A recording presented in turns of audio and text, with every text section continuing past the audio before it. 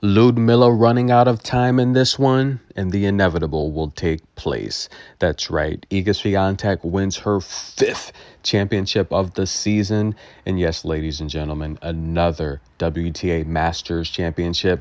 However, this is her first 1,000 on the season. It's been a rough season at Master events this year, but she finally gets it done. The last one of the season, 3 weeks for preparation for Cancun. I imagine she's going to take the next 3 weeks off. Last year, she was complaining about San Diego being too close to the WTA finals and just the schedule. She was very unhappy with how that schedule rolled out last year heading into the finals.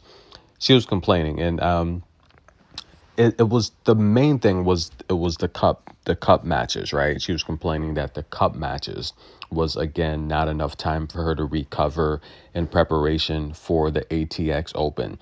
Now, Ludmilla grabbing her shoulder in this one. Now listen, guys, any athlete that's ever played, you can't control when these injuries flare up, right? You could be healthy one day and then, or somewhat healthy. We know at this point in the season, none of the ladies are 100% healthy. Some more healthier than others, right? A lot of that depends on your team, your treatment, especially for the players, with the rankings. I'd say, look, if you're outside the top 100 and, definitely the players on the ITF, the lower levels,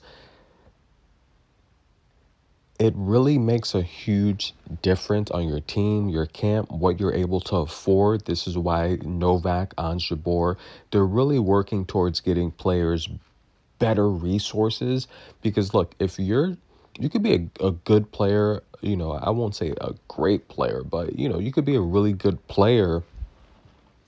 But if you have a low ranking and you're not able to accumulate prize money and winnings, or you don't have a big sponsor, then that affects your resources. That affects your recovery.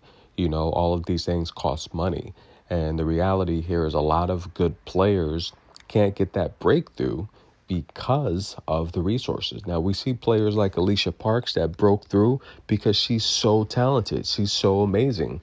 But nonetheless, injuries are a big part of the sport, and you never know when they're going to flare up. This shoulder injury, we've been watching Ludmilla all year struggle with the shoulder. And look, I said it in a lot of my videos. I don't think she's ever healthy. She's always banged up, but she gives it her all. And that's what effort is about. So we're going to give Ludmilla an A for effort, but Iga just too good today. Now, I started to do a preview and prediction video. Easy money, guys. Easy money for Iga.